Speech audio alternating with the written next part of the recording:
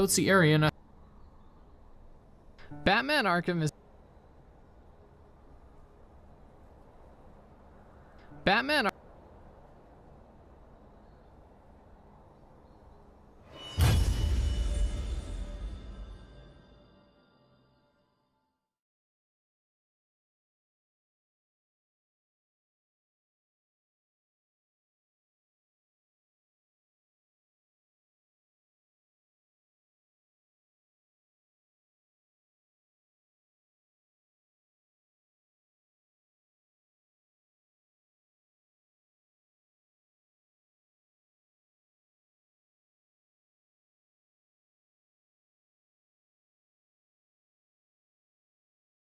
Batman Arkham is a series that has undoubtedly influenced third-person action games more than any other superhero game. Spawning a number of sequels that have both surpassed and foiled fans' expectations, there's no question that Batman and superheroes in general in the video game medium have seen a new lease on life, and many would argue that this is due to the smash success of Batman Arkham Asylum. With the simplistic story of the Joker taking over a mental institution for the criminally insane, with complex narratives just under the surface, gameplay that, while primitive, is still as addicting as ever, and a presentation that still holds up to this day, Batman Arkham Asylum is a cornerstone in modern gaming, and its sequels have, to varying degrees, added to this legacy. Now, I'm sure as a majority of you have seen, I have talked about nearly every Arkham game, barring Arkham VR, which is just too short for me to really say anything on, and included in this list of Arkham games I've talked about is Arkham Asylum, which may confuse some of you. And no, I'm not running out of ideas. The reason I'm talking about this game again is simply because when I did initially talk about this game, I was very new to that style of video, and as such, the video wasn't very good. By the time I got to the other Arkham games, I had a better idea of how to make these bad boys, and while they are by no means perfect now, I think there is a noticeable quality gap between my Arkham Asylum video and the rest of my Arkham videos. Most notably is that I did more to just describe the game than I did to actually give my thoughts on it. Hence why I felt it was necessary to actually take a deeper look at it here. So with that being said, let's actually take a look at Batman Arkham Asylum, and of course, like with all my other videos, this isn't an objective statement of the game's quality, and I don't believe that my opinion is fact, and I'd like to encourage friendly discussion about the game in the comments. If you disagree with some of my points, let me know why. We could probably both learn something from it. So without further ado, let's talk about Batman Arkham Asylum.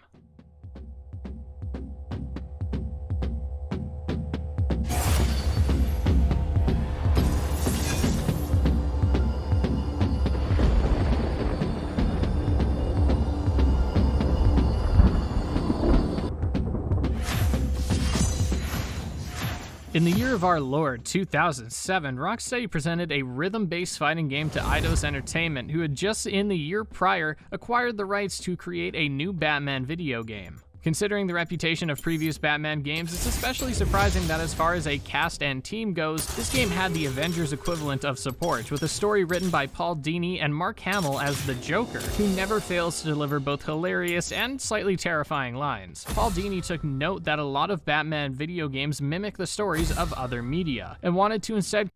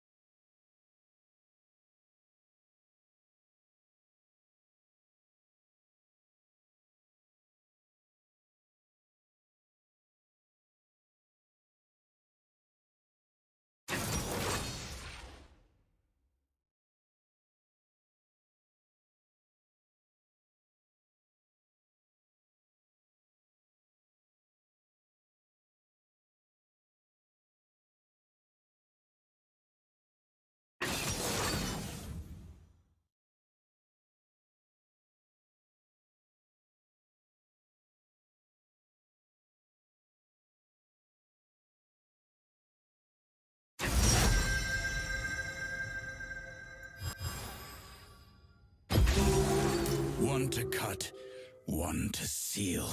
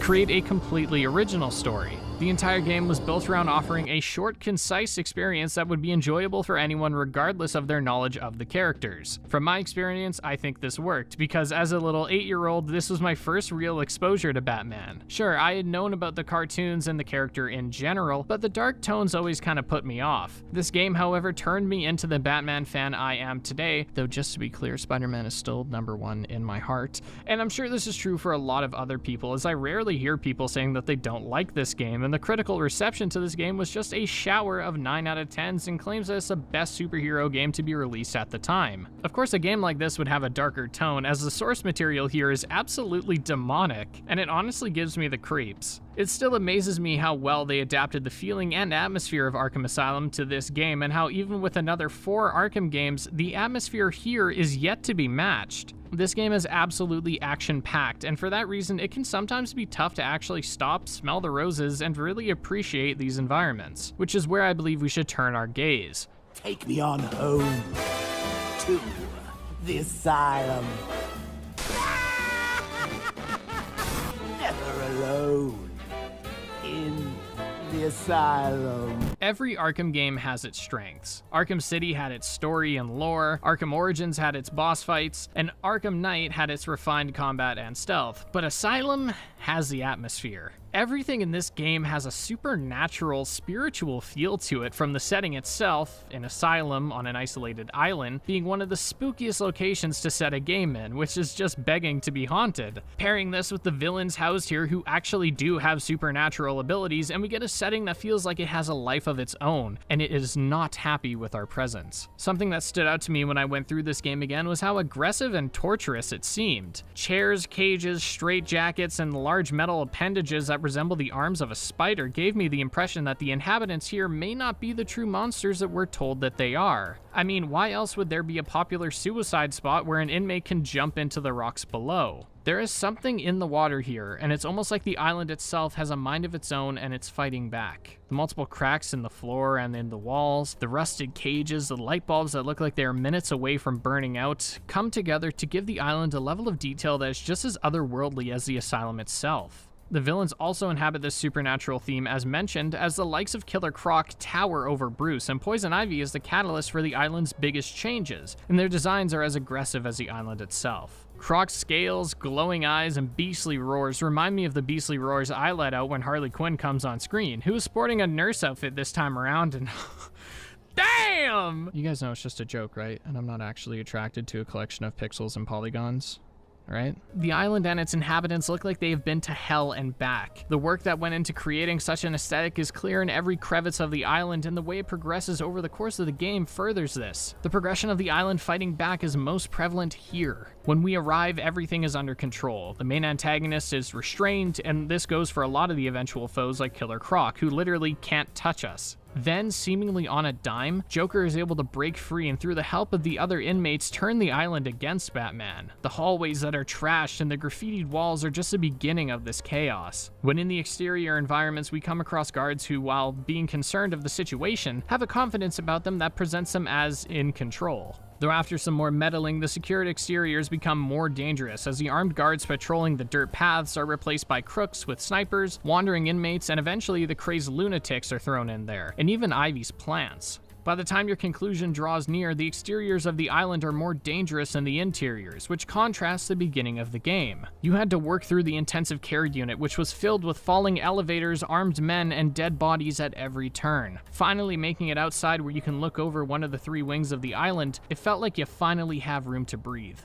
Though hours later, because of how aggressive the outside is, you take solace in the cramped environments and low-lit shadows. Another indicator of the island's strength is the mural outside of the visitor center. The painting of the Joker becomes more and more complete as the game goes on, and I feel it represents his hold on the island, as by the time the game comes to a close, we see the completed image. It is also fitting that in the final boss fight, that same mural is on the ground, the same ground that is destroyed by the end of the fight, symbolizing Batman's reacquired control. What's spookier is the distorted chime that plays every so often as you move through the asylum, which initially features communication from Quincy Sharp, the asylum's warden, but it is eventually taken over by the Joker, using it as a way to taunt and intimidate Batman. When Joker is in control, he can inform the armed inmates of Batman's presence and uses it to spy on Batman throughout the game, leading to this feeling of being watched all the time, and that's because you are. Your every move is being picked up by the Joker and instills this feeling of isolation as if the entire rogues gallery is watching you run around like a rat in a maze. Hell, even the claustrophobic vents, which force you into a first-person perspective, feel like a maze, as there are plenty of branching paths that lead to literally nothing, and I assume they are just there to disorient you, and it will. Getting lost in the asylum is not uncommon, as the tight corridors and many winding paths allow you to be easily turned around and distracted by what's in front of you. I think what blows my mind most is how the environments here all feel a part of the same island, and yet all have unique qualities. The exterior of the island acts as an overworld of sorts, and each of the buildings are akin to dungeons in their own respect. The Metroidvania style of this game's world is easy to see, as there are portions of each dungeon that cannot be accessed without a certain gadget, and getting a new gadget incites a revisit to said location. The cutscenes here, while being unfortunately pre-rendered, still look perfectly fine and allow us to experience some of the more cinematic moments of the game, such as when gliding into the Batcave. I think what is so incredible about this cutscene is that the very gliding presented here can be pulled off in real-time gameplay within this game's sequel. The voice acting here is top-notch as well, and the ominous soundtrack is just too good and too memorable to not at least mention once. The environments themselves look great too, from the overly sanitized and locked down medical facility to the Arkham Mansion. The penitentiary houses the island's crazed lunatics, and is full of tight corridors with vents and grates for the lunatics to jump through, catching you by surprise. The many cages of this environment seem inhumane at best, and the final room where we face Harley on an electrified floor and where we see cages that seem to house Mr. Freeze make me question what in God's name is going on here. Right across is the medical facility, which sees the restraining chairs I mentioned earlier. The environments here strike a strange balance between hyper-sanitized and unkempt age. The further you descend into the medical facility, the dodgier the experiments get, as the final boss, Bane, would have you believe. Intensive treatment is the location you'll revisit in the game, as the first time you enter, you'll only explore about half of it, but the second time around there are a myriad of changes made to the environments you are familiar with to keep you engaged, as well as new rooms you can explore. One of which is an entrance to the sewers, which are important plot-wise but offer some interesting gameplay changes too. When in the underground, everything is quite close to falling apart, meaning you can't just rely on your grapnel gun to carry you everywhere. Instead, you have to use your platforming abilities, which, while not very complex, are never required of you long enough for you to actually get bored with them. I just appreciated that within this section, you have to put a little more thought into your movement.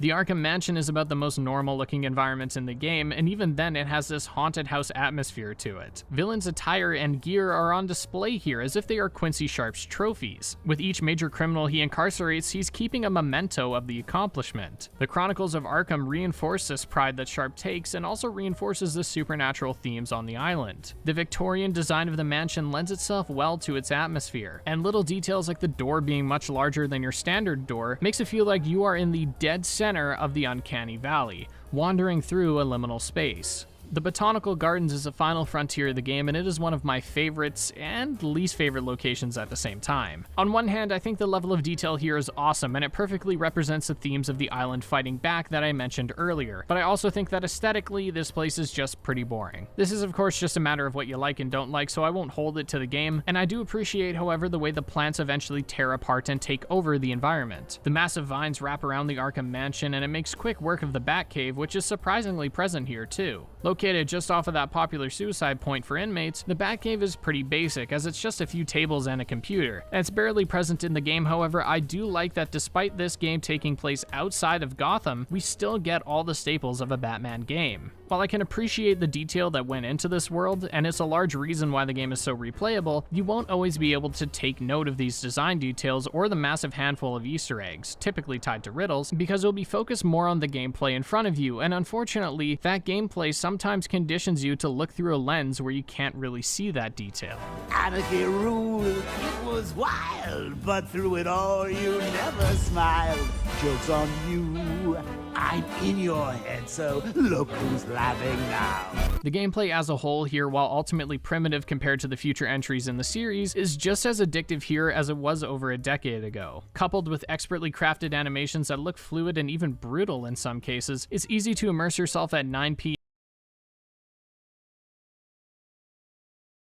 Play for 10 minutes, and check the clock to see that it's 4 a.m. I think the biggest issue with the combat here is the imprecision of it, and that is a theme that is present throughout the series. Stealth is surprisingly innovative and interesting, and everything in between, while by no means the best in the series, is a shockingly strong attempt considering it was Rocksteady's first try. The combat is boiled down to rhythm-based taps of square and triangle, and is one of the most satisfying combat systems I've ever used. It does of course get more complex with upgrades such as the special combo moves, which include the throw and the takedown. The throw is a reasonably useful tool for crowds, as if thrown in the right direction it can knock over a ton of enemies, but the takedown can completely knock out an enemy. This can be achieved by reaching a combo of 8, though with upgrades it gets lowered to 5. Pairing this with another upgrade, the Critical Strikes, which rewards you with twice the points a regular punch would, and you get a special takedown every 2 hits. If I glossed over this a little, it's just because I've now covered this system 3 separate times, and I don't want to bore you. I will say that once you unlock these aforementioned upgrades, which can be achieved quite early, the combat becomes brain dead easy. I do need to acknowledge, however, that despite the meme of me being awful at games being funny, I think I might just be too good for the combat. I've played through Arkham Asylum, City, Origins, and Night on so many occasions now, and I've in my eyes mastered the combat. I'm not trying to sit here and get on a high horse and act like an epic gamer, but what I'm trying to say is I don't think I can really criticize the difficulty. For example, I can complete Dark Souls 2 without dying, or without a bonfire. And is that a testament to the game's difficulty, or a testament to my 300 hours of playtime? So with that being said, I still believe that these upgrades are just busted, but I won't go any further than that. I mentioned before that the combat was a little imprecise, and when I said that, I didn't mean that I would target an enemy and Batman would go somewhere else, but rather his animation would send him somewhere else. What I mean is that his takedown animation might be at a safe distance, but the animation itself would put Batman in the path of a raging titan. It was something that didn't happen too often, and it actually only happened once or twice, but it immediately gave me flashbacks to the Catwoman DLC from Arkham Knight, and I felt it was interesting to note that these problems were present in the series' infancy. Thankfully, the game very rarely puts you in a tight space, and don't get me wrong, when they do, I don't enjoy myself as much, but it was rare, and the only real time it bothered me was during the segment with the titans in the sewers. The arena was quite tight, and it really exemplified the wonky hitboxes on some attacks and the jank that can sometimes slip through the cracks here. Overall though, the game was perfectly fine as far as hitboxes and glitches go, on PC. We can talk about the remastered version of this game later. The enemy variety was recently varied here, which I enjoyed. The basic enemies go down through basic means, the cattle prod wielding enemies have to be hit from behind, and the knife enemies have to be stunned to be damaged. The biggest combat quirk that this game has that is near exclusive is the Titans. These hulking masses will charge at you and do a significant amount of damage, though if there is a gap, they may throw a body at you too. On their own, these mini-boss-esque enemies are a piece of cake, but when there are enemies mixed in, it becomes a little more complicated. Now you have to juggle the charging Titan with 10 other enemies trying to get a piece of you, but in this context, upon taking down one of the Titan's 3 health bars, you can ride them, and it's super simple as you just steer them haphazardly with the stick, but I'd be a liar if I didn't say this was way too much fun.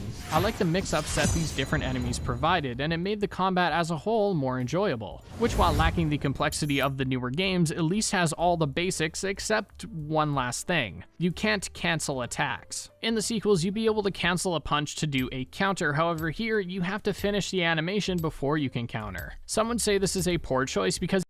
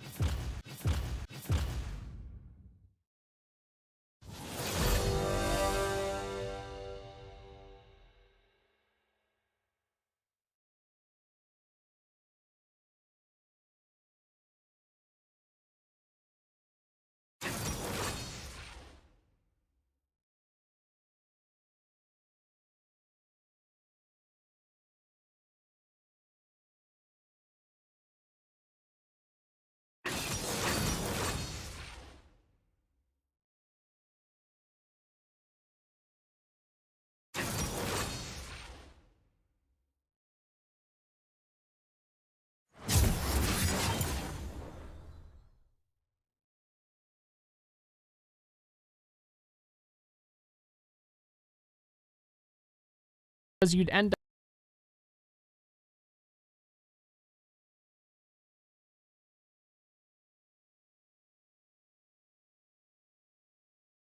up and glitches go on PC. We can talk about the remastered Prey or maybe a bat swoop. Stealth, on the other hand, will leave you spending a slight issue with this though. When you do execute an attack, regardless of the counter, however here, you have to finish the animation before you can counter. Some would say this is a poor choice because you'd end up with a situation where you can't counter in time, and while I agree that for the conditioned player it can be a tough thing to adjust to, it made me think about who I was attacking a little bit more. For example, even before the blue lightning appears over an enemy's head, they'll move into an attacking position, and once you notice this, you can see who's going to make their next attack much sooner, and rather than wait for the counter or just start punching random thugs, you can punch the thug that is planning on attacking you. If you ignore this, you will inevitably end up in a position where you may not be able to counter in time. I enjoyed that this subtle change made a huge difference into how I saw the fight, and it made me think more and pay more attention. There is a slight issue with this though. When you do execute an attack, regardless of the timing, or so it seems, there is a variance in windup. When attacking an enemy, the punch will sometimes be lightning fast, or it'll be so slow that I wonder how it has any power at all. When making the on-the-fly decision-making that the game encourages with how you can't cancel attacks, you can find yourself getting hit purely because your animation took a strangely long time to complete. I found that this was most easily noticeable with the Joker, who, surprise by the way, is playable in the game's challenge maps, but I'll get to those later. For now, let's flip to the other side of this coin and look at how the Bat handles himself in the dark. Stealth is much like combat, primitive but addictive in the same breath, yet the replayability here is higher than it is in the combat. I think this is because stealth is much closer to a puzzle than anything else and rewards patience and forethought. While combat can be considered a puzzle, the puzzle at hand is one that requires quick thinking and quick execution. Stealth, on the other hand, will leave you spending in some cases a minute or two plotting just how you're going to take out the room. The enjoyable part is the execution just as much as it is the planning. Making use of your gadgets to make the criminals tremble in fear is something that seems to never get old, even within future entries to the series, and that's because of another unique and well-executed mechanic here: the fear system. As the tension in the room rises, the thugs will have an increased heart rate, eventually becoming visibly shaky, and their dialogue reflects their transition from having a goal of guarding the room to having a goal that is just survive. They'll begin checking behind them frequently and checking grates too. When a body is found, the most fearful will exclaim that it's every man for himself and begin ignoring his fellow men that need his help. This system made me feel like a hunter, an eagle swooping down to catch its prey, or maybe a bat swooping down to catch its prey, I don't know. Regardless, despite being extremely outnumbered, the game gives you all the tools necessary to control the room, and making the right plays to bait an enemy into a vulnerable position is just as addictive as the combat is. An aspect I found interesting is that if the guards don't notice that someone is missing, the Joker most certainly will, and he'll alert them too. The tools mentioned earlier are your gadgets, and they can have varying degrees of usefulness, with the explosive gel and grapnel gun being the most useful and the batarangs being borderline unused throughout my playthrough. The explosive gel, which can be sprayed up to 3 different times before being detonated, can be sprayed on a weak surface, and whatever enemy is on the other end of that surface will be knocked out once the gel is detonated. Though just the explosion alone won't knock them out, but rather knock them down briefly. The bat claw is pretty situational, but really satisfying to pull off. It can be used to pull objects, and in a stealth context can be used to pull enemies over a railing, causing them to non-lethally snap their necks. The line launcher can be used to boot enemies in the head, which will stun them. Not very useful in stealth, but it works for traversal. The batarangs can be used to knock down an enemy for a short time, and can be used to hit switches around the asylum as well. These were not very useful for me because whenever someone is knocked down from a batarang, anyone within a reasonable proximity will take notice and head over to help their friend, meaning that swooping in to finish the job is a tight process. If the enemy is by himself though, it's just more efficient to swoop behind him and take him down silently. The most significant tool that I've yet to bring up is detective mode, yet another facet of this game that served as an inspiration for many other games. Through the push of a button, you enter a new lens that allows you to see through walls, highlighting enemies, interactables, and points of interest. Your environments enter a simplified X-ray-esque view to better highlight the important stuff. I think that this is a really cool way to give us an advantage in stealth and equip us with the knowledge necessary to control the room. But I think the downside to this is that the player is taught in a way to heavily rely on it. Obviously, you're conditioned essentially from the get-go to spend most of your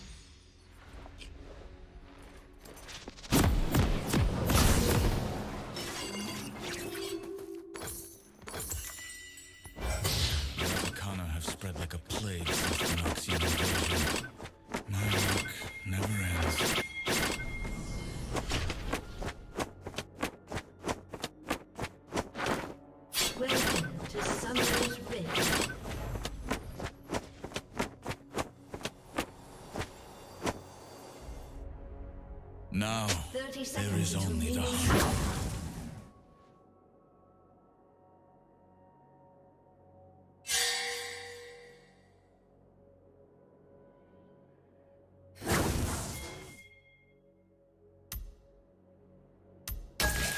Between uncertainty and fear, the Azakana prowl. Did I mention it's... Minions have spawned.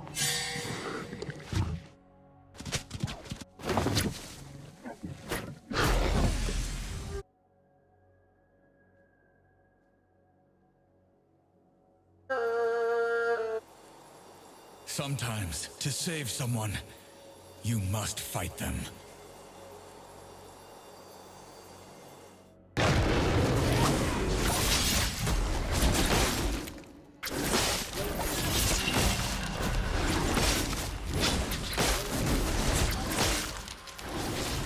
Taunted coward and polite fiction.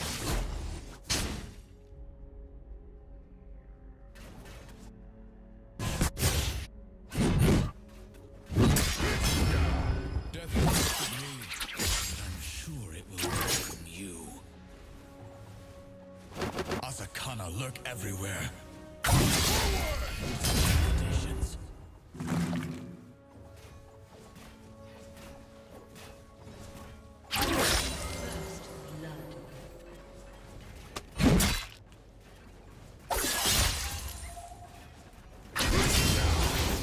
Do what must be done.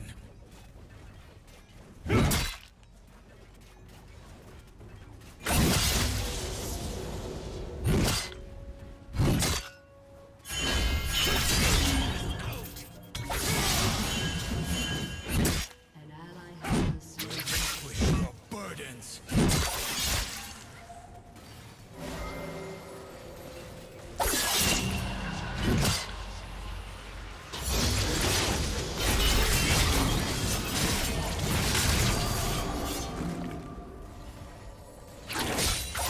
Halt my blades.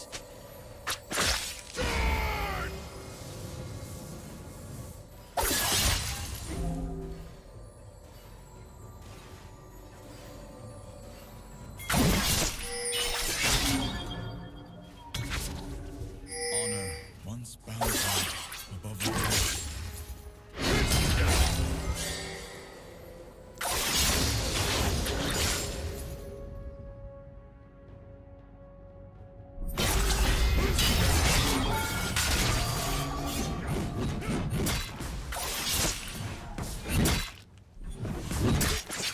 My spirit's alive.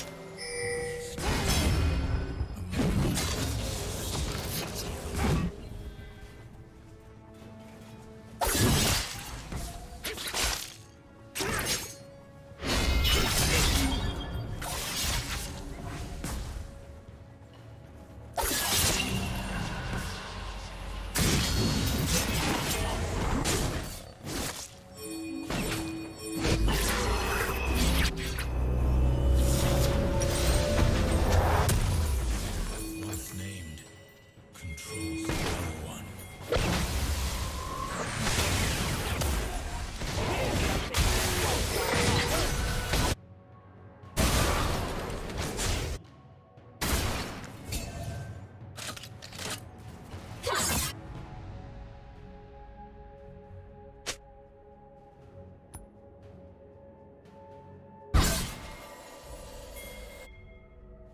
The road to ruin, I've to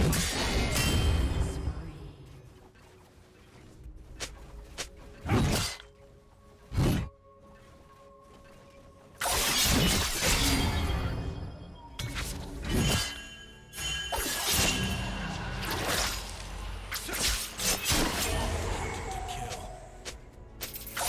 Blades.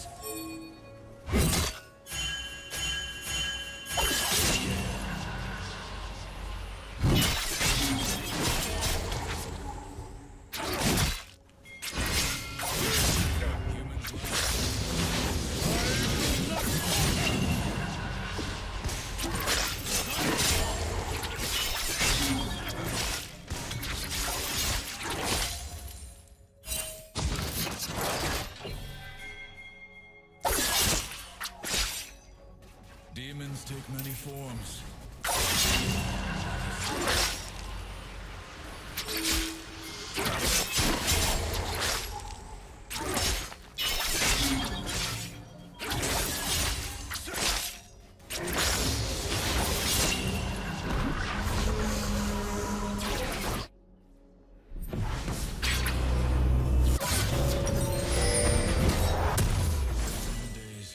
Forget what lies behind this mask.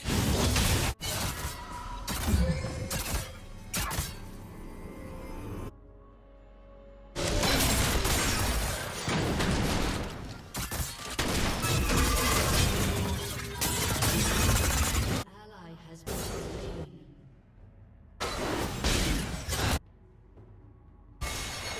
Rare is the person.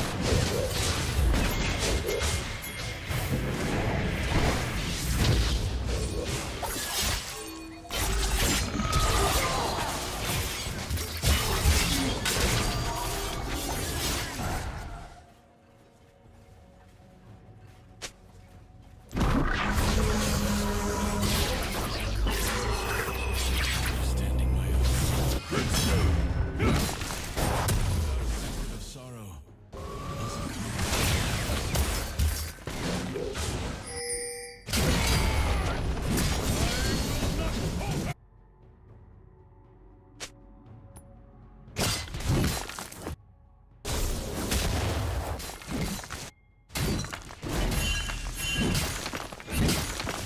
By the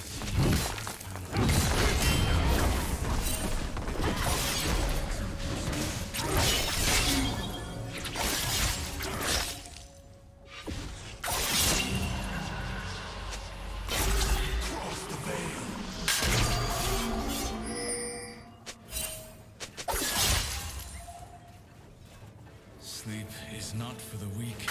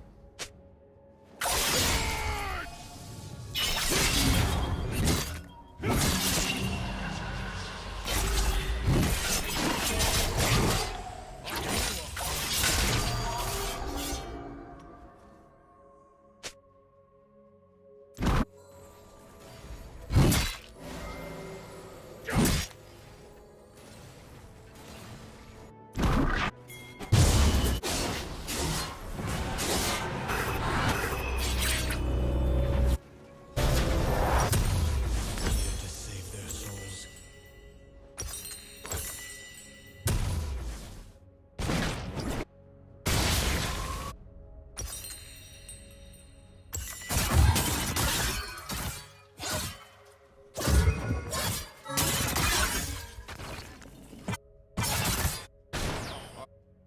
Walk both realms.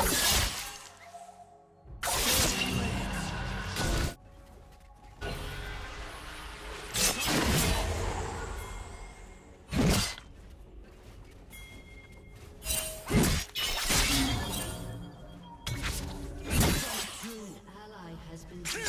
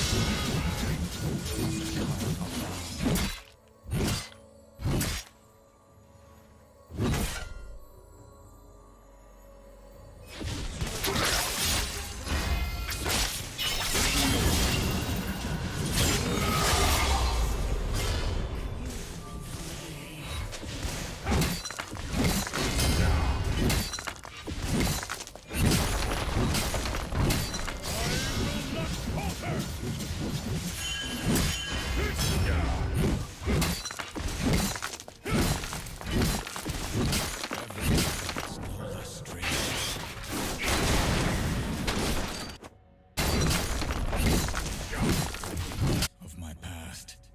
The other holds the key to my future.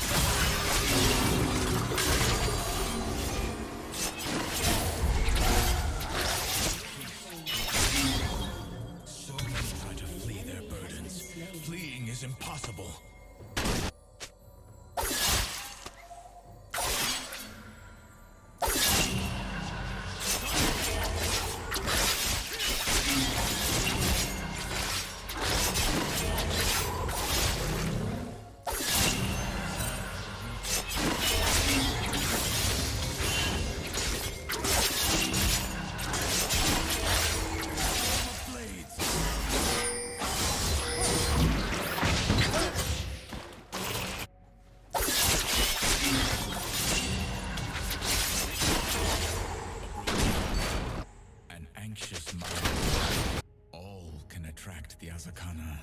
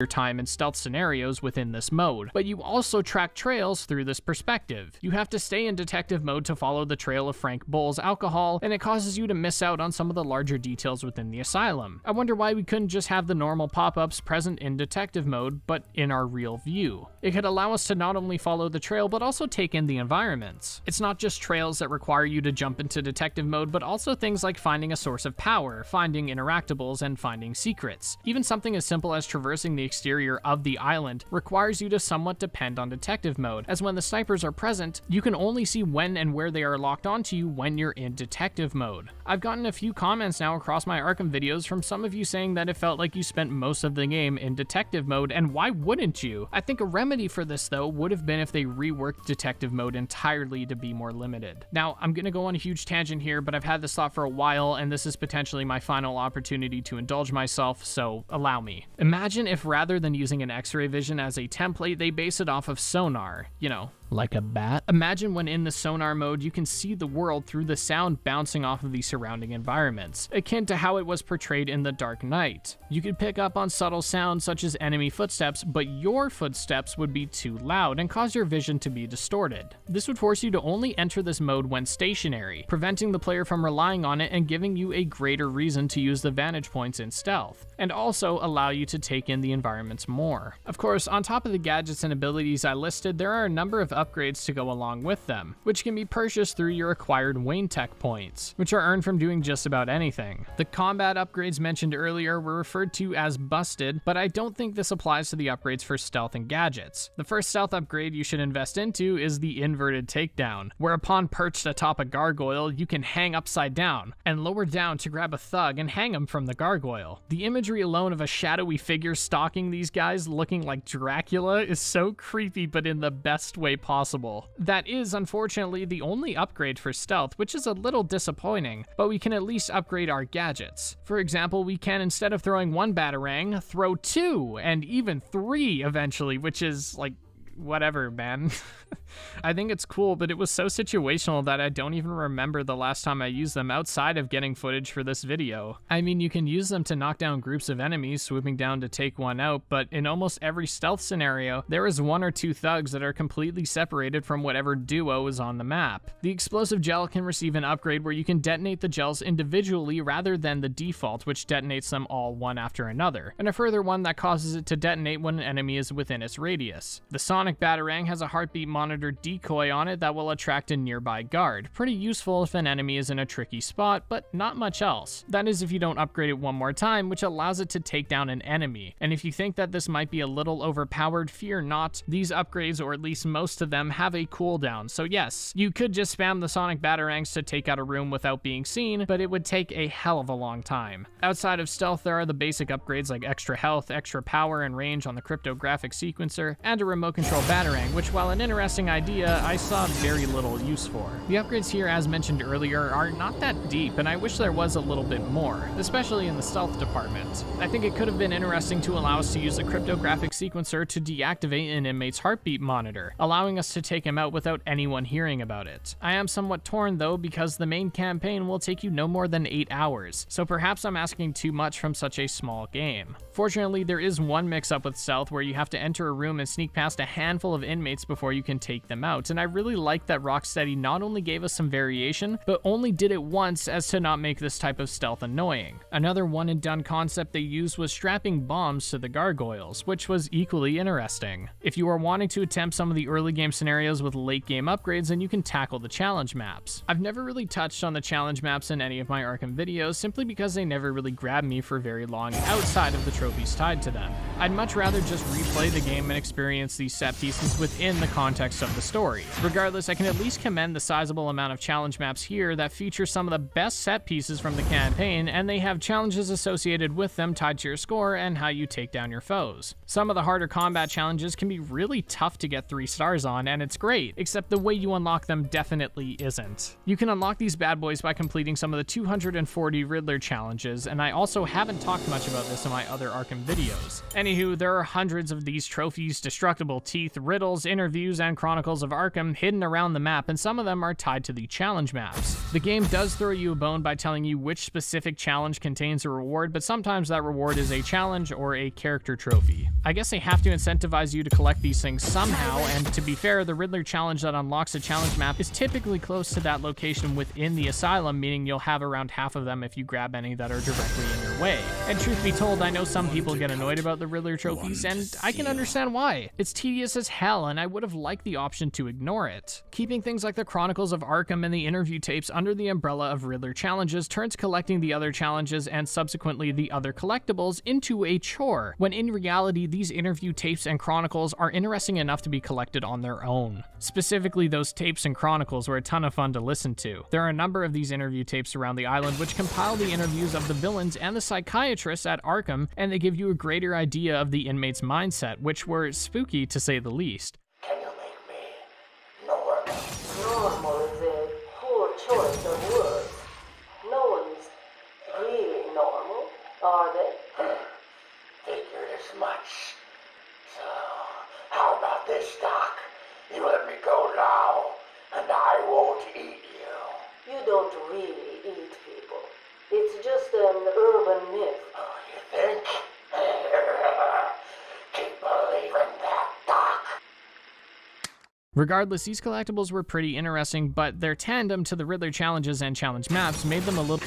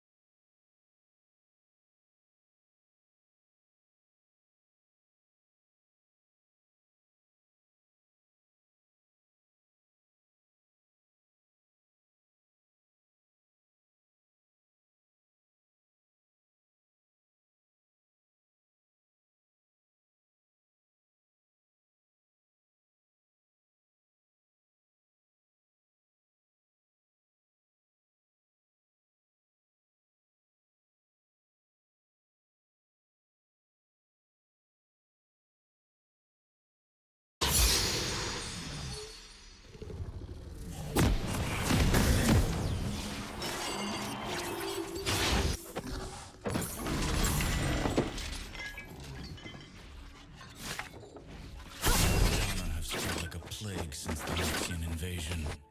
My work never ends.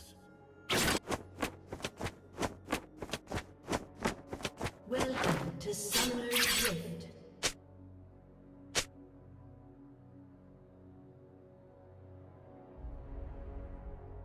"30 seconds until minions spawn."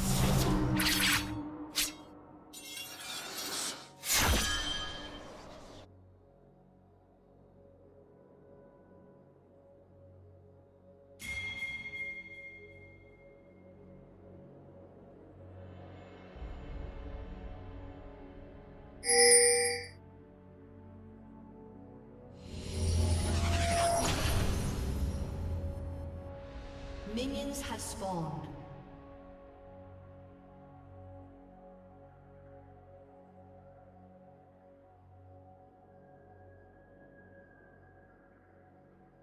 Forget the past. It only clouds the future.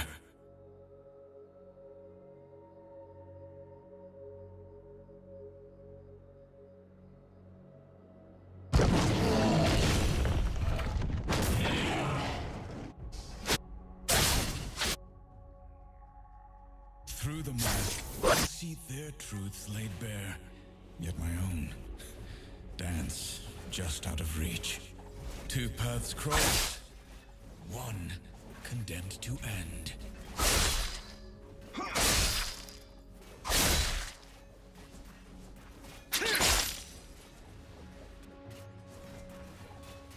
No fate nor destiny, only tomorrow.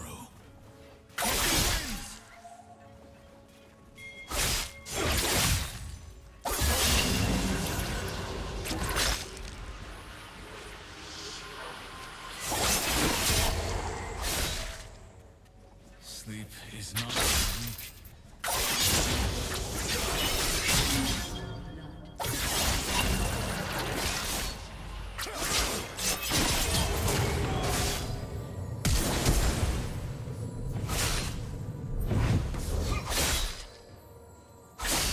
Forgiveness is complicated.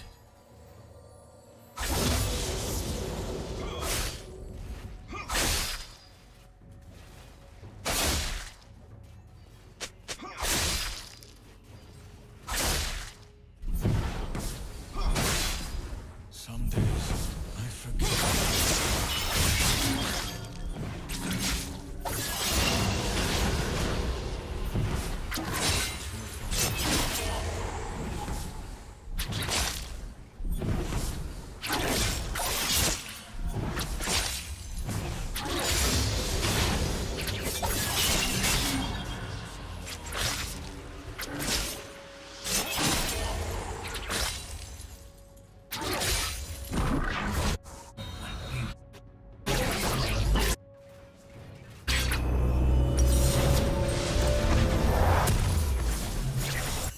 I'm not here to save their souls.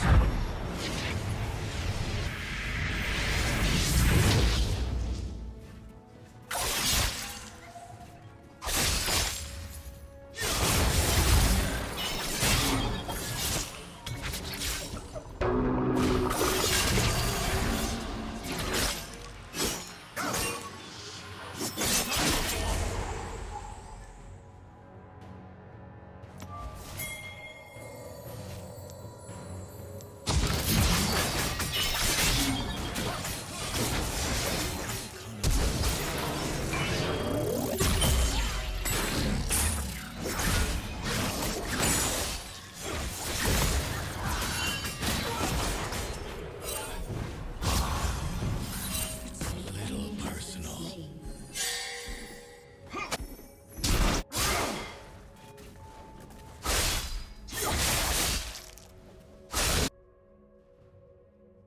Wear a mask longer.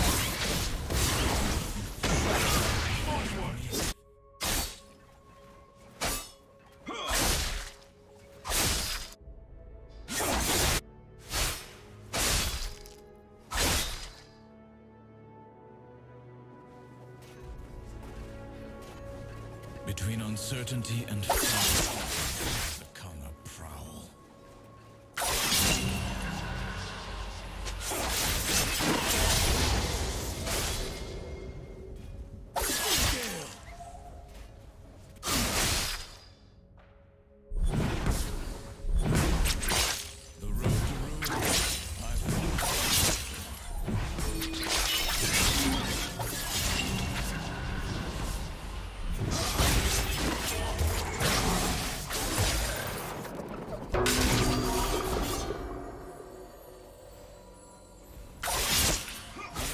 take many forms.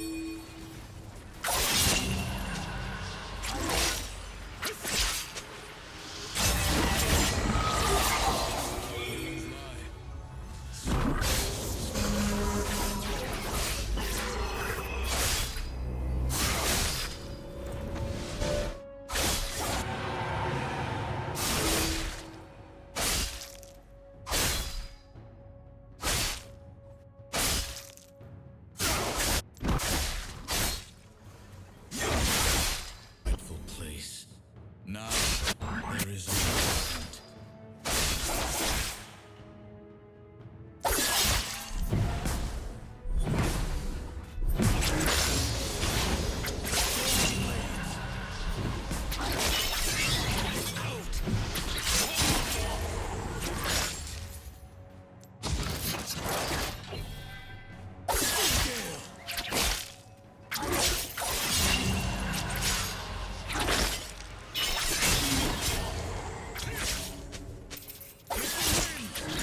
The spirit realm is strange. A mirror, an inverse.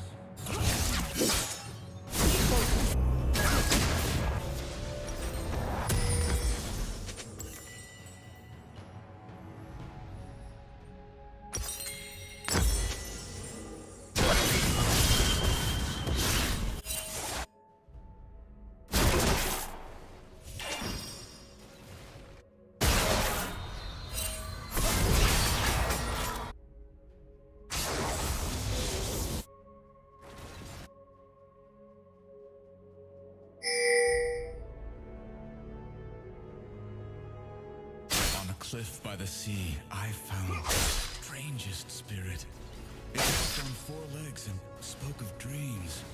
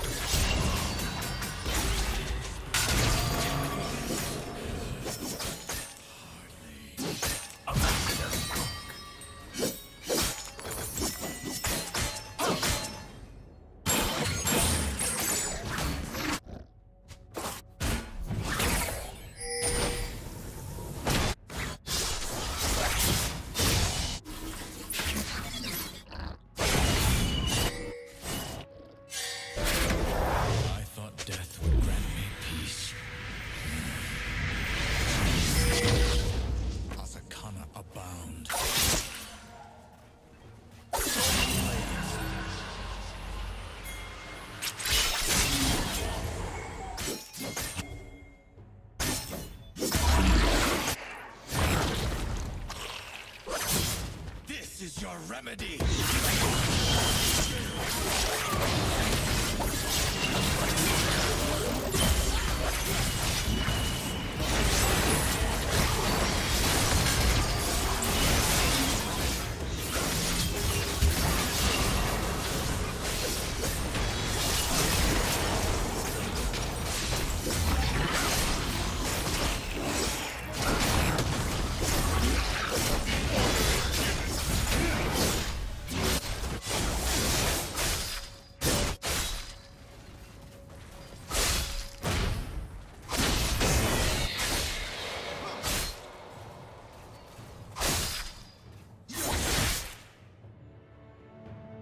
Not enough to stop me.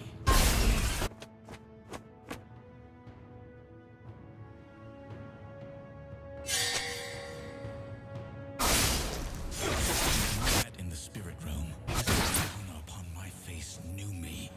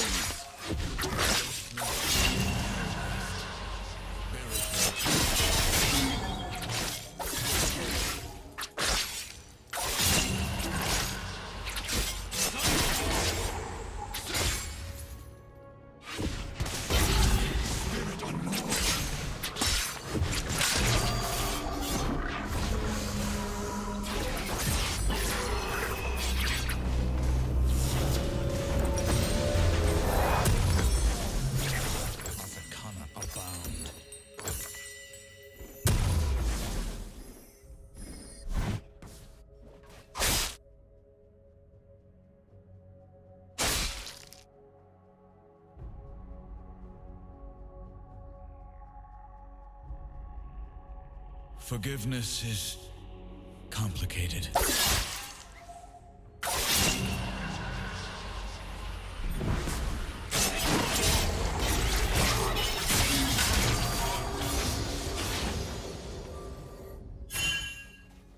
Enemy killing spree. What does one do with an abundance of malice?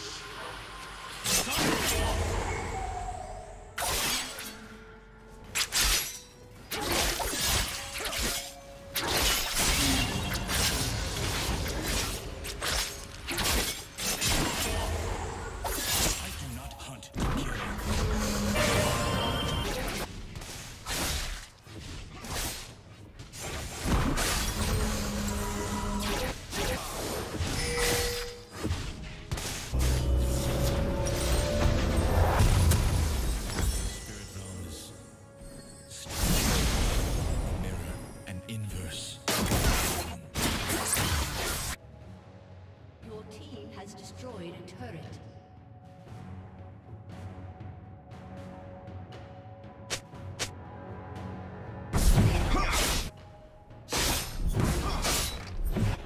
The haunted power behind Pulp Fiction.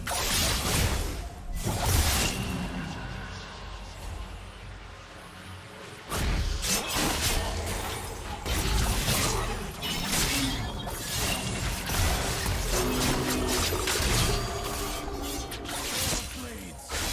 Forget the past. Clouds the future.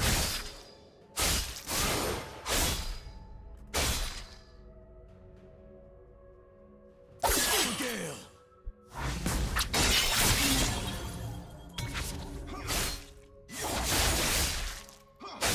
The hunt. It never ends.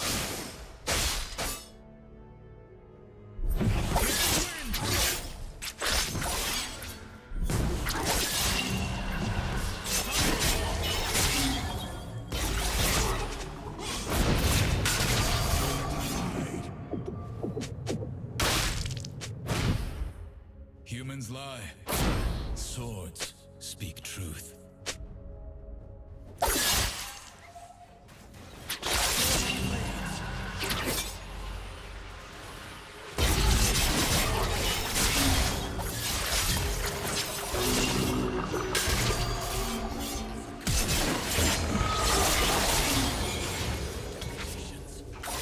If only you'd listened.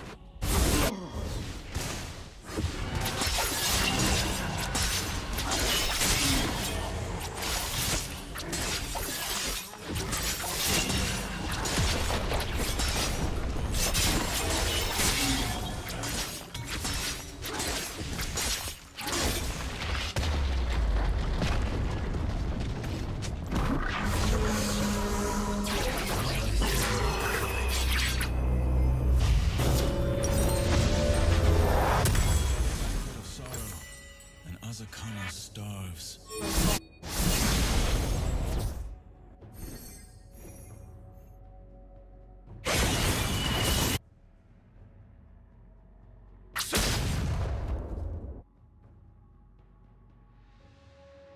Sometimes, to save someone, you must fight.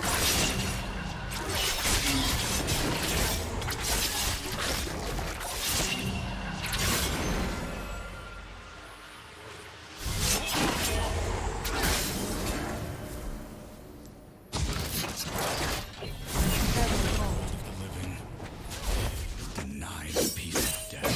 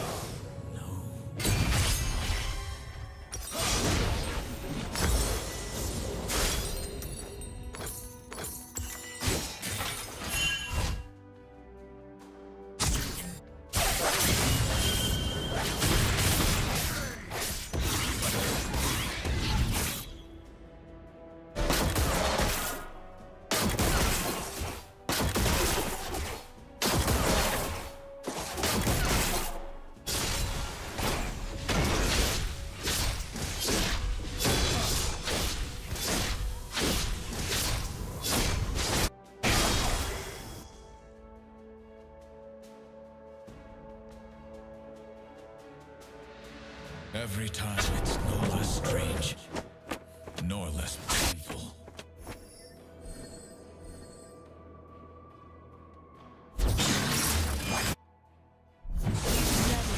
Their burdens. Fleeing is impossible.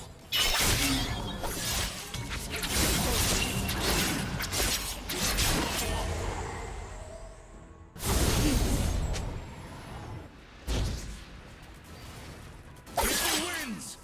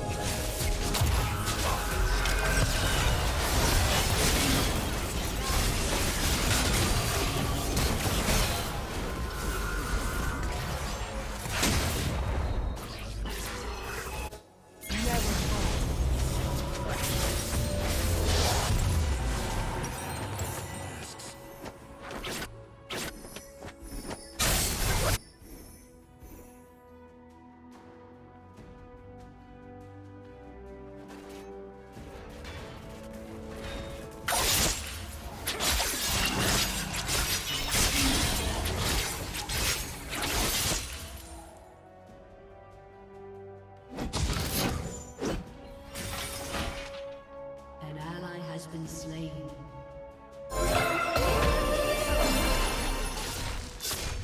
Forgiveness. Complicated.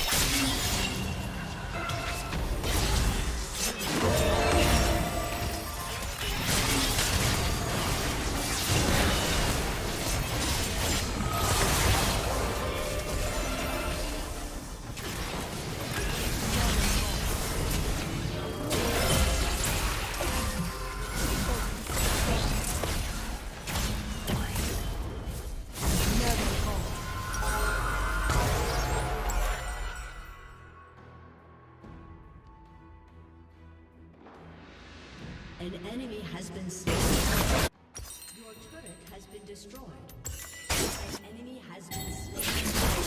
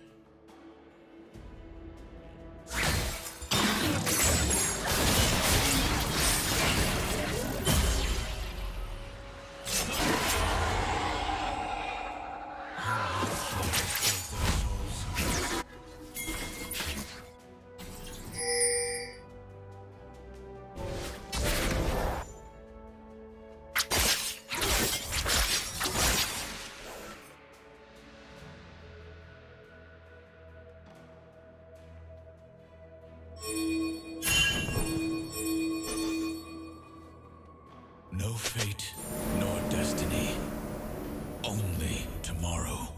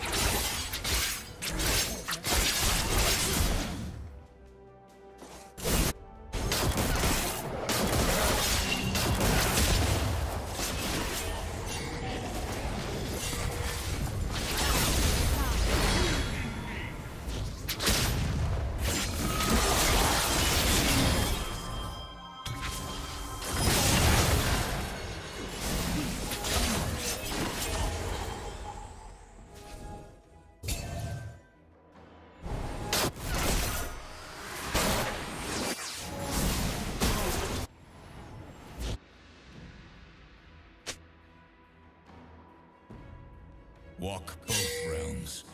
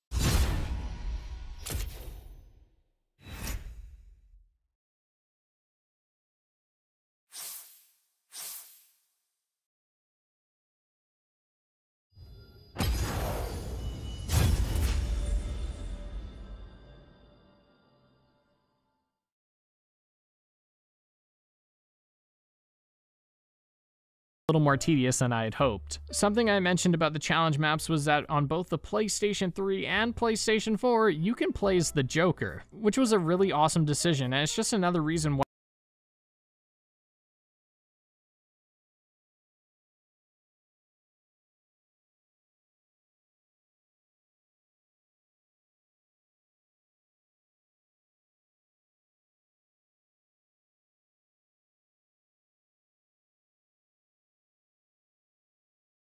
why I grew up as a PlayStation fanboy. Joker controls the exact same, and the animations combat-wise are the only real distinction when it comes to combat, though it's enough of a distinction to make it pretty fun. In stealth, he has a more limited but still enjoyable moveset consisting of some chattering teeth, which upon detonation will kill a guard, a gun, like that's it's just a gun, and his spectacles that act as a stationary detective mode.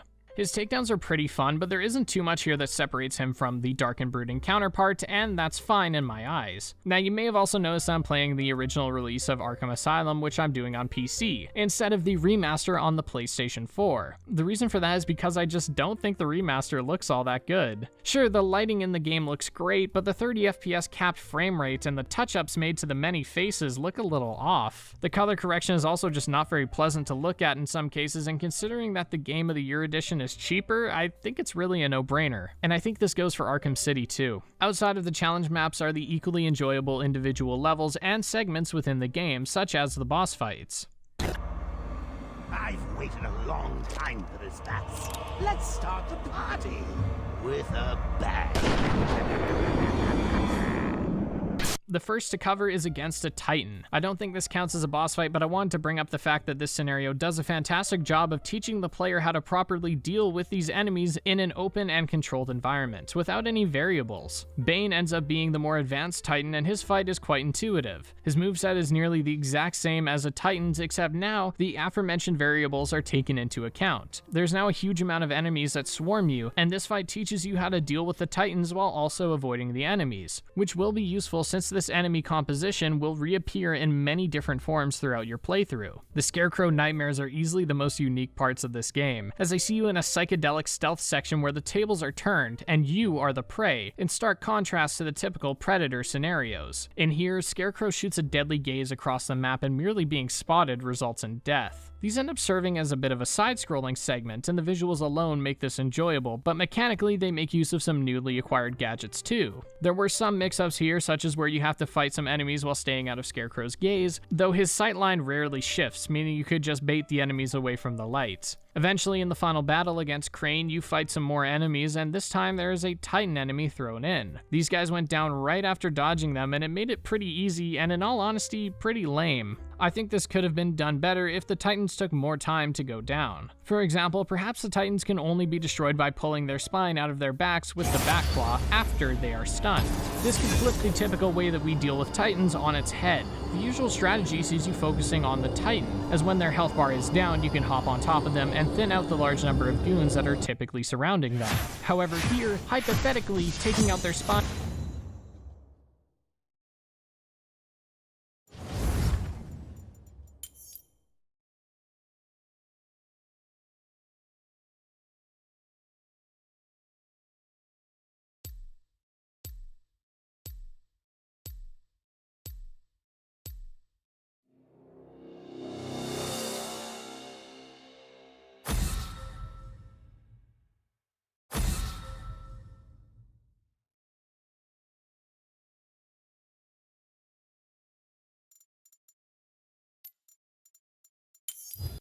Tyrant.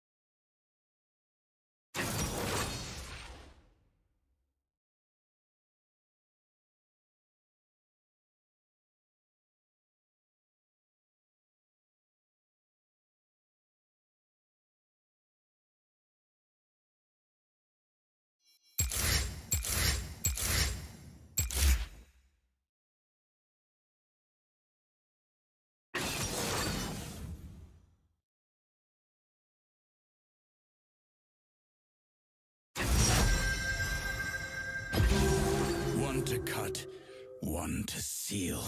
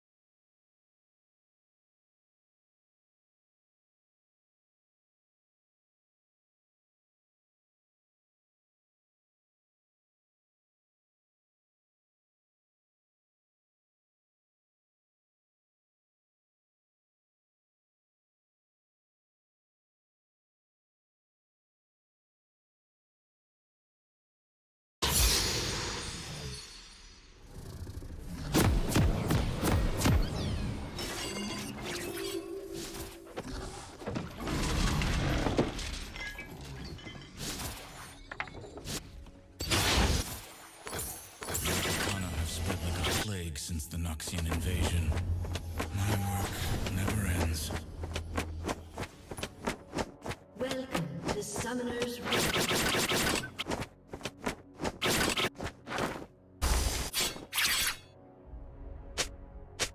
30 seconds until minions spawn.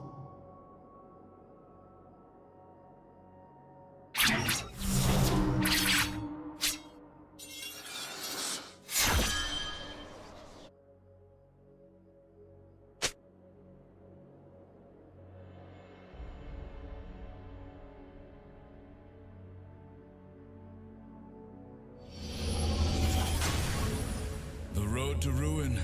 I've walked it once before.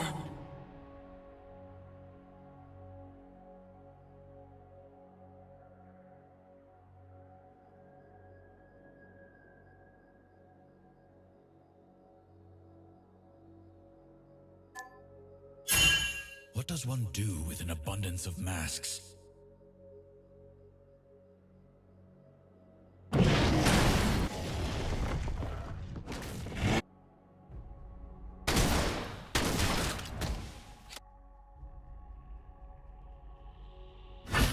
No fate, nor destiny. Only tomorrow.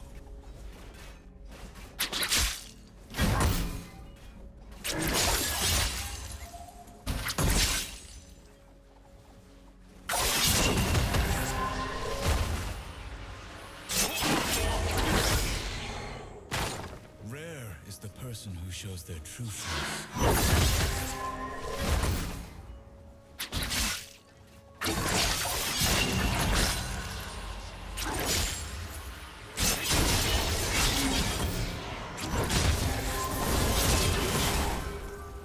No sleep, no rest. There is no truth.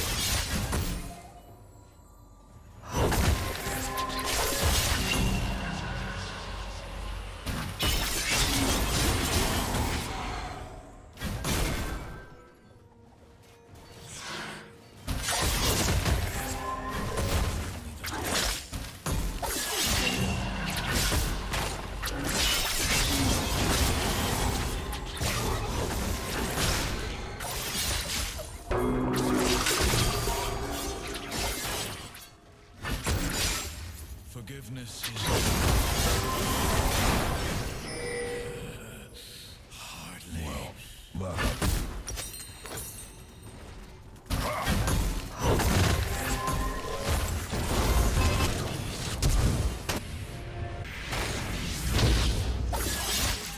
Now betrays you.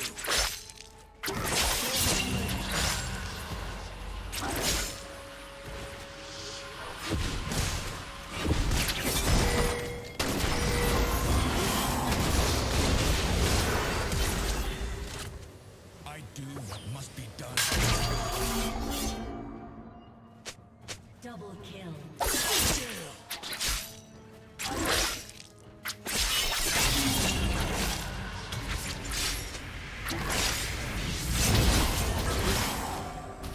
The haunted coward.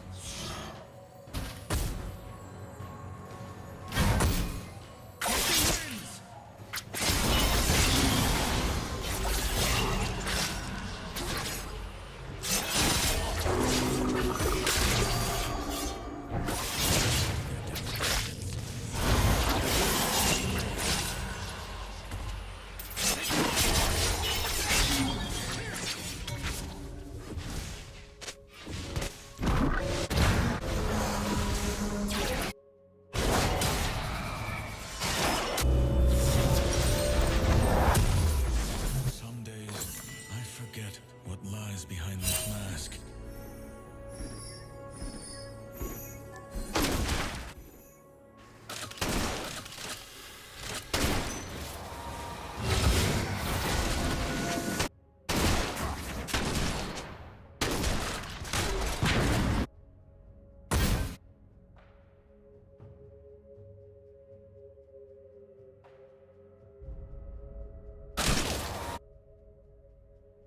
Azakana trap their victims in a vicious cycle of emotion. Doubt breeds doubt. Fear breeds fear. And the Azakana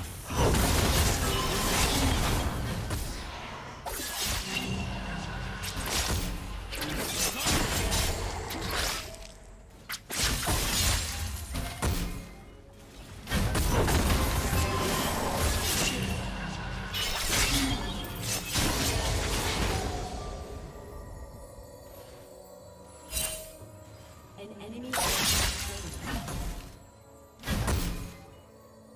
An enemy has been slain. walk both realms.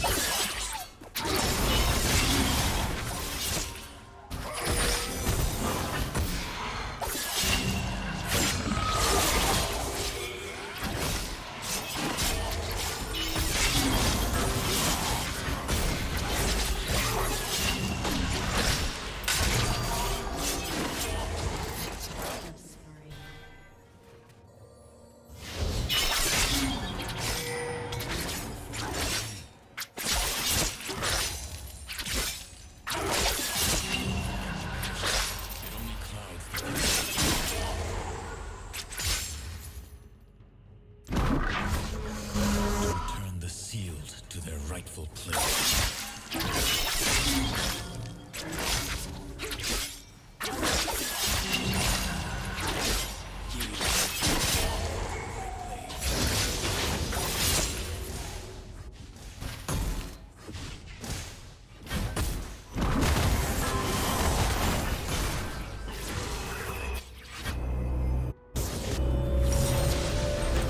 Humans lie.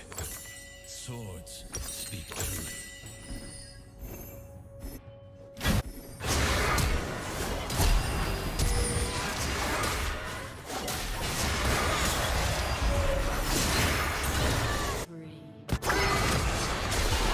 Been slain.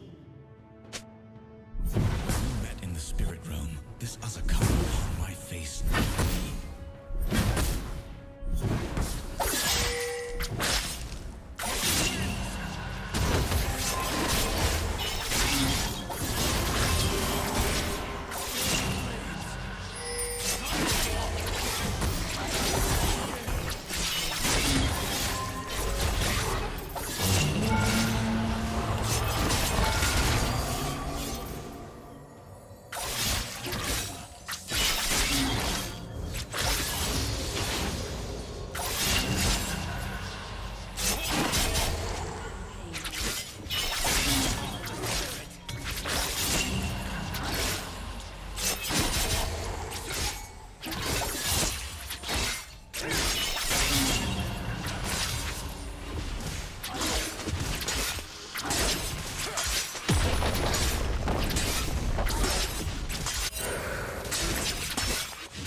Demons take many forms. I hunt them all the same.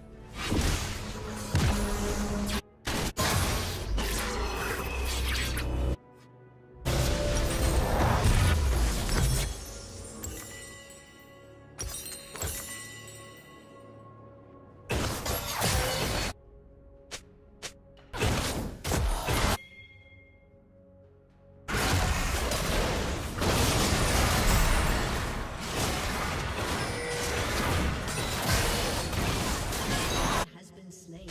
Ally has been slain. Sometimes, to save someone.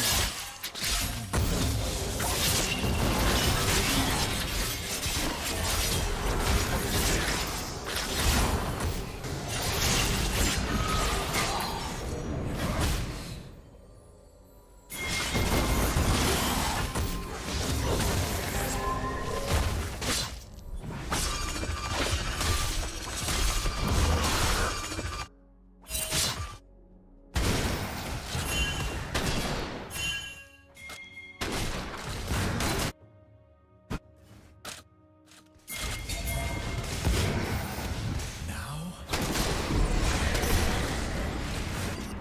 Uncertainty and fear.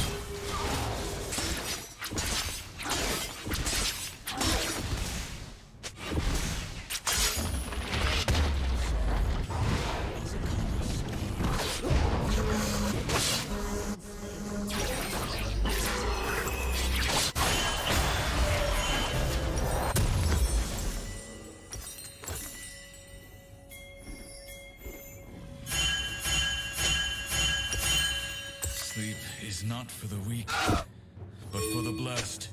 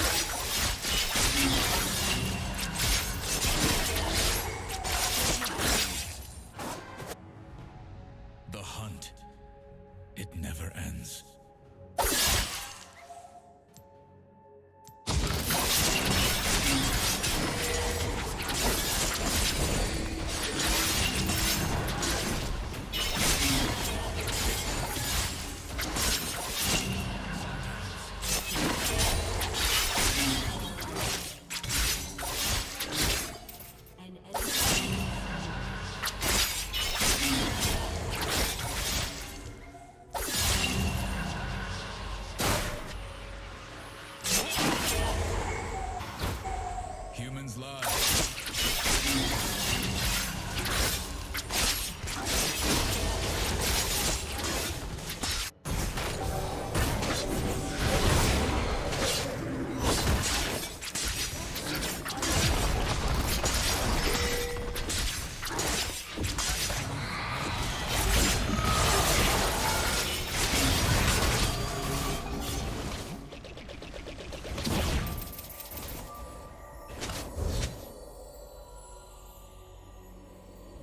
An enemy has been slain. Rare is the person who shows their true face.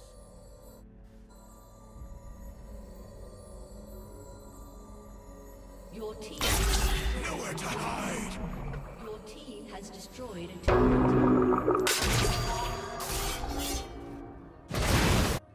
Walk.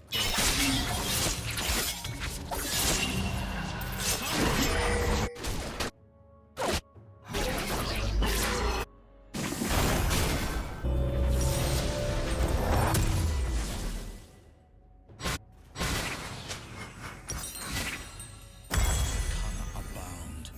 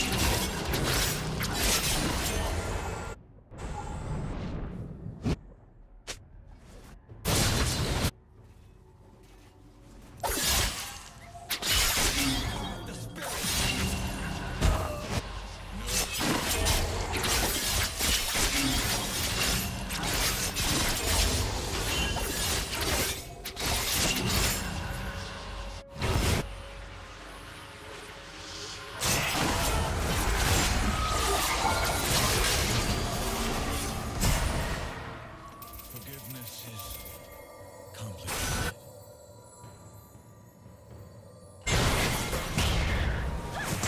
Godlike.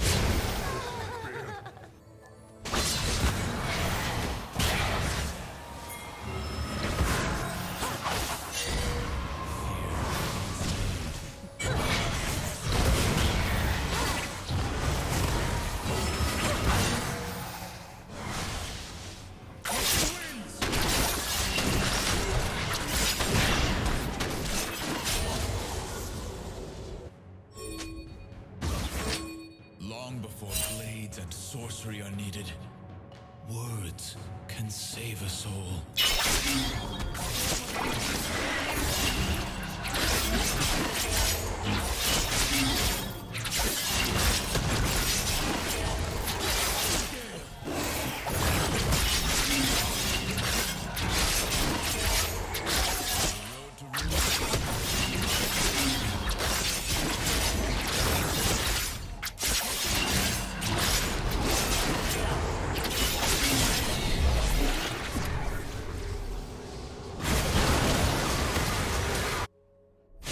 Your team has destroyed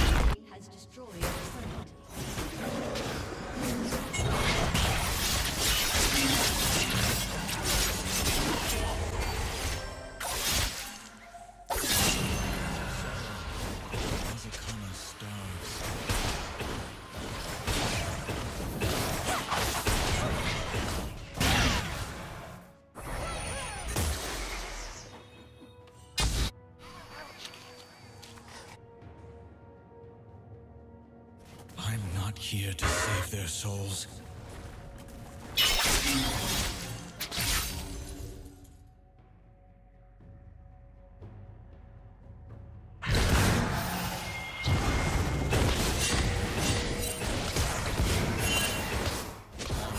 Ally has been slain.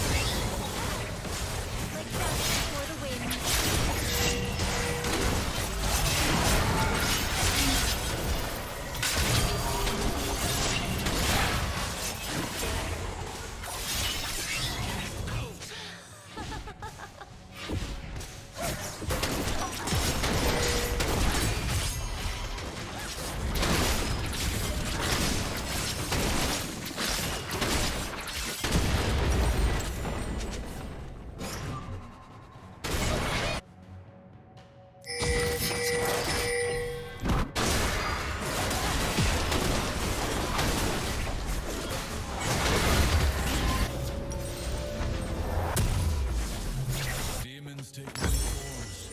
I hunt them all the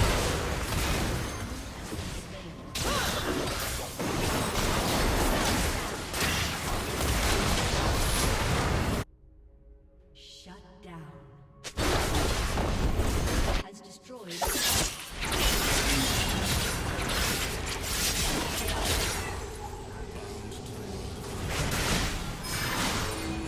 piece of death.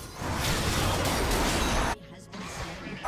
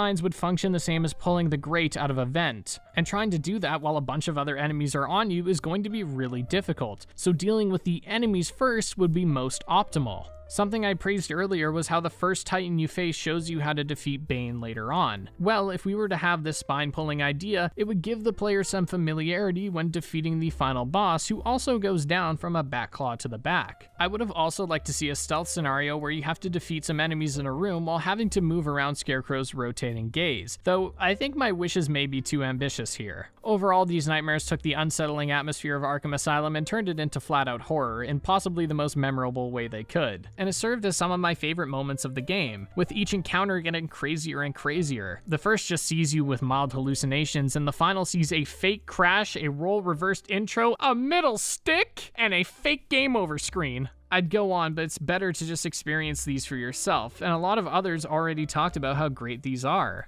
The next is Killer Croc, which is less of a fight and more of a game of cat and mouse, or I guess croc and bat. You enter the enclosed sewers to grab a particular spore, used in curing those injected with the Titan Serum. You have to cross a pathway floating on the water, but as you move, the ripples in the water will let Killer Croc know where you are, and he'll attempt to ambush you every now and then. You actually can't damage or defeat Croc, but rather you have to activate his shock collar to prevent him from sinking his teeth into you. I love the atmosphere in this fight, and I really like the intersections within this literal maze, as when you hear that terrifying music that plays when Croc begins his assault, you have to rapidly check around to see where he is, and the panic is just beautiful to play through. The many groans and dialogue lines add to this, but it's not the only tool up Croc's sleeve, as he'll begin destroying the walkways and you'll have to run away from it. I felt that this wasn't very challenging, but because of how the encounter was executed, there's still an element of anxiety as you sneak through the sewer system. The penultimate boss fight is against Poison Ivy and her kaiju plant. However, I found this fight quite boring, despite its interesting design and scale. It sees her in a giant plant with 2 vines acting as arms, which can set traps on the floor, summon some brainwash guards, and shoot some,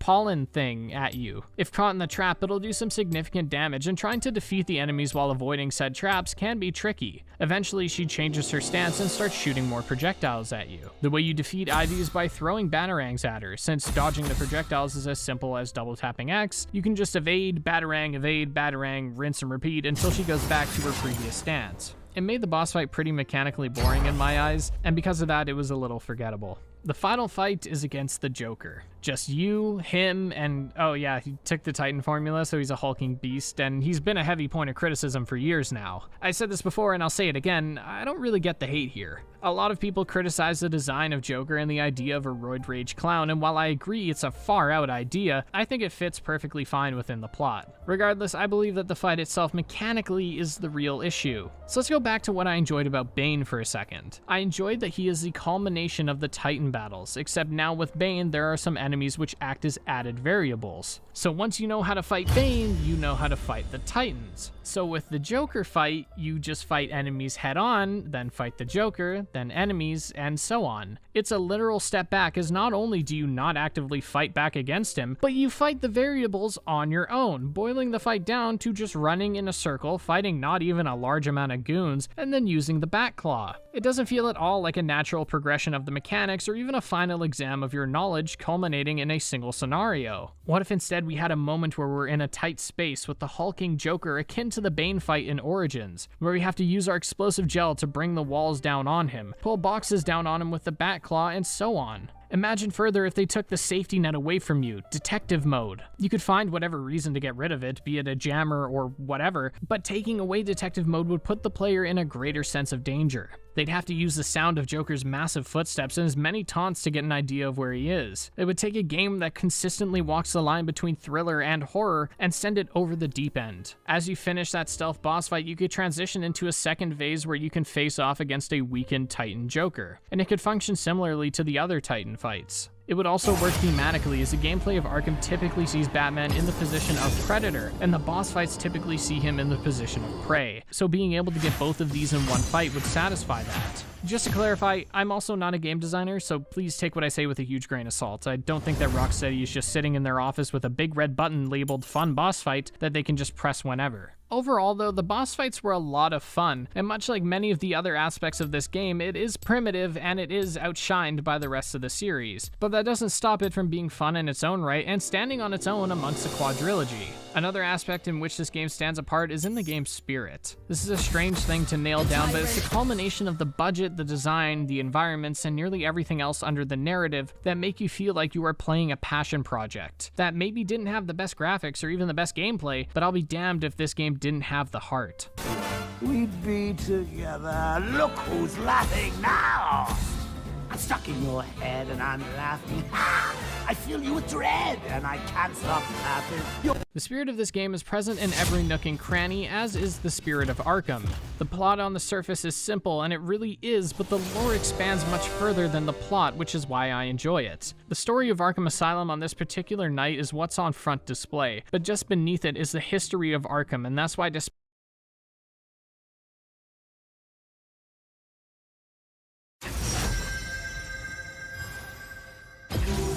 One to cut, one to seal.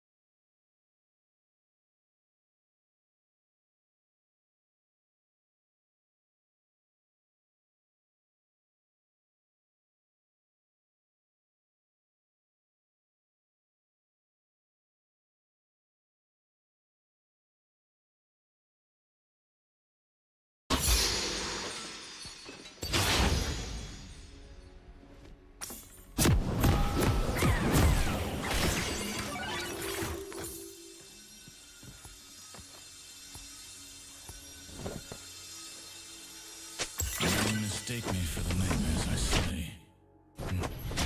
Let them. Welcome to Summoner's Rift.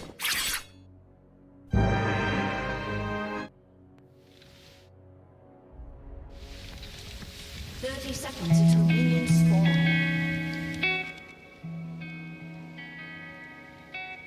Without a banquet of sorrow, an Azakana starves.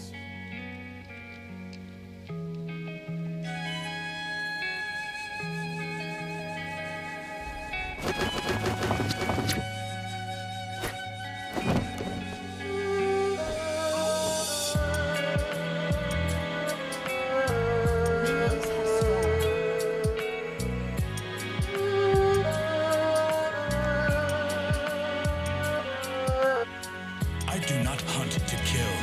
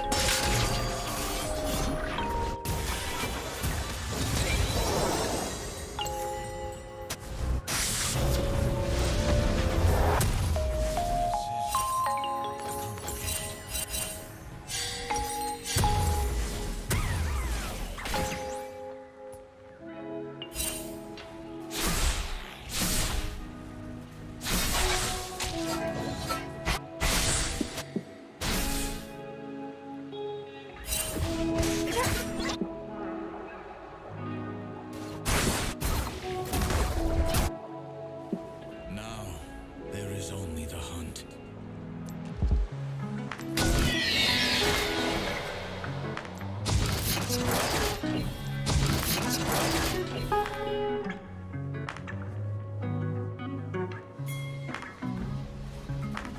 No fate, nor destiny.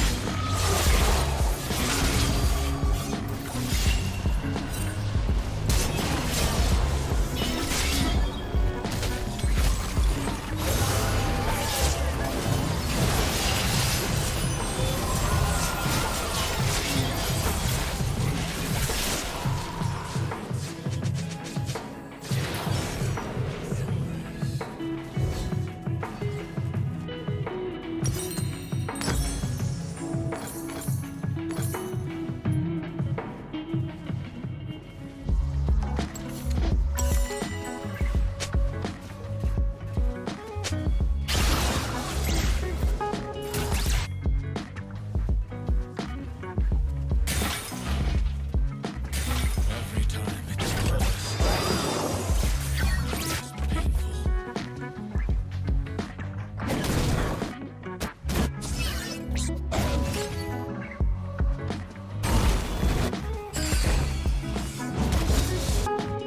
Wear a mask long enough, and you forget the face beneath.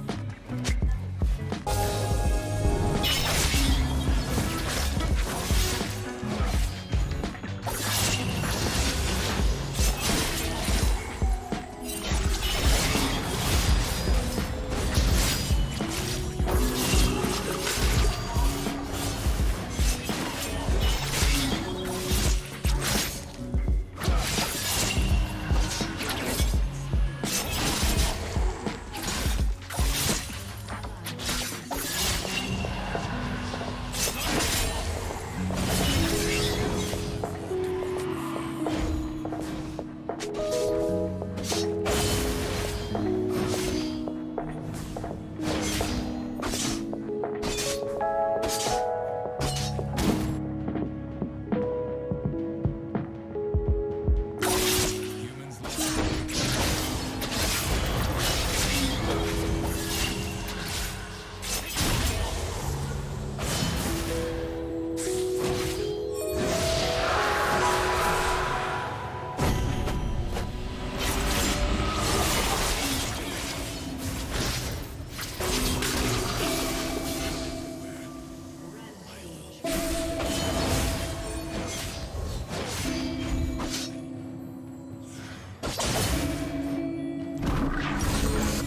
to return the field to its rightful.